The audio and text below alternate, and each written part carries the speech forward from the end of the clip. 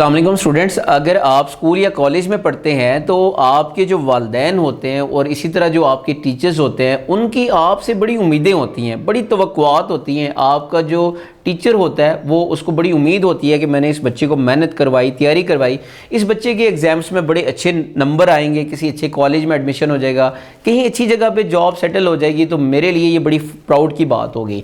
इसी तरह जो आपके वालिदैन होते हैं उनको भी बड़ी उम्मीद होती है कि आप स्कूल या कॉलेज जा रहे हैं तो आप आज ही मेहनत कर रहे हैं, इसका सिला अल्लाह की ज़ात ने कल आने वाले वक्तों में आपको देना है और आपके बड़े अच्छे मार्क्स आएंगे और किसी अच्छी जगह पे आप सेटल हो जाएंगे।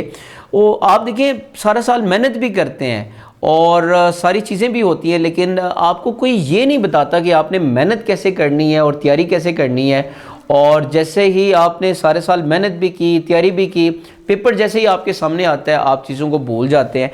ऐसा क्यों होता है? उसकी वजह ये होती है कि जो आपकी स्टडी टेक्निक होती है, जो आपको पढ़ाई करने का जो तरीका होता है वो गलत होता है। आज की वीडियो में आपको बताऊंगा कि आप किस तरह एक अच्छे तरीके से आप पढ़ाई कर सकते हैं। जिस तरह आप पढ़ाई करें, इस टेक्निक के ज़रिए आप चीज़ों को एक तो जल्दी याद भी कर सकते हैं और दूसरा लंबी देर तक आप इसको याद कर सकते हैं। और इस टेक्निक का नाम है एक्टिव रिकॉल।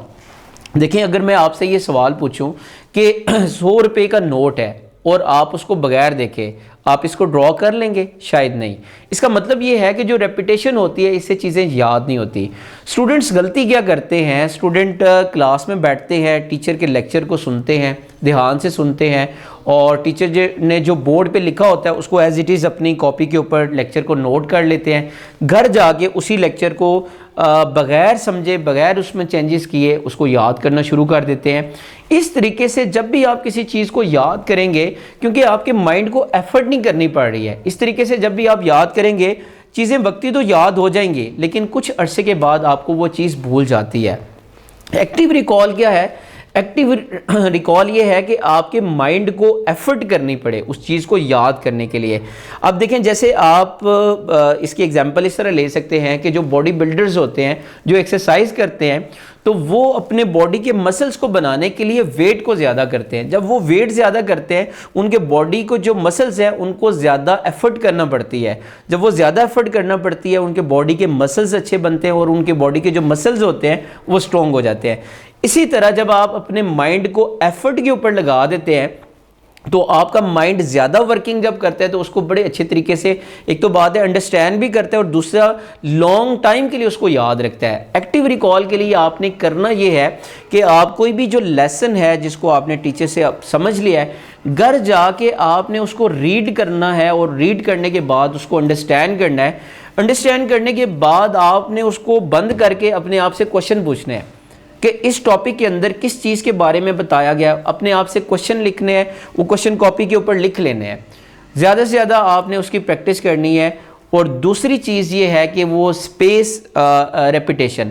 देखें, आपको अक्सर ये प्रॉब्लम फेस करना पड़ता होगा कि आज अगर आपने कोई सब्जेक्ट को याद किया और कुछ दिनों के बाद जब आप उसको दोबारा बुक को ओपन करते, उस टॉपिक को देखते हैं, तो आपको पता चलता है कि आपको ये आता ही नहीं है और इसका बिल्कुल कंसेप्ट ही नहीं है। इसकी रीज़न क्या है? इसकी रीज़न है वो है फॉरगेटिंग कर्व। देखिए, इंसान का जो माइंड होता है वो इस तरह से डिज़ाइन है कि उसकी कुछ चीज़ें जो होती हैं वो शॉर्ट टर्म मेमोरी में चली जाती हैं। वक्त के साथ साथ वो चीज़ें जो होती हैं वो भूलना शुरू हो जाती हैं। फॉर एग्जांपल, अगर आपने आज अगर किसी लेसन को याद किया, उसको अगर आपने रिपीट नहीं किया तो कल 1 घंटे के बाद वो 44% आपको याद रहेगा। लेकिन अगर आप कल देखेंगे तो आपको 33% उसमें से चीज़ें आती होंगी। लेकिन अगर आप उसी लेसन को अगर आप 1 महीने के बाद देखेंगे तो आपको पता चलेगा कि उस लेसन में से सिर्फ 21% ऐसी चीज़ें हैं जो आपको आती हैं। सो इसका हल क्या है?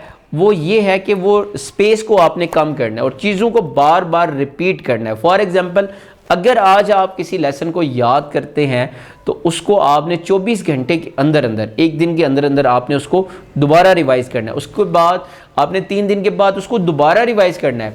और जब 1 वीक गुजरे, आप 1 वीक के लिए आप इसको अगेन रिपीट करें, कुछ टाइम के लिए रिवाइज कर लें। देखें, जब आप किसी भी लेसन को जब आप फर्स्ट टाइम याद करते हैं तो आपको ज़्यादा टाइम लगता है, लेकिन जब आप उसको रिपीट कर रहे होते हैं तो आपको इतना वक्त नहीं लगता। जो रेपिटेशन होती है, repetition is the mother of success. आप अगर चाहते हैं कि आप अपनी मेहनत को ज़ाया होने से बचाना चाहते हैं तो आप जो गैप होता है उसको कम किया करें और ज़्यादा से ज़्यादा चीज़ों को कुछ डेज़ के बाद साथ साथ रिवाइज़ करते रहा करें। वो चीज़ें आपके माइंड में रहेंगे और इस तरह जो पेपर आएगा तो चीज़ें आपके माइंड से स्किप नहीं होंगे।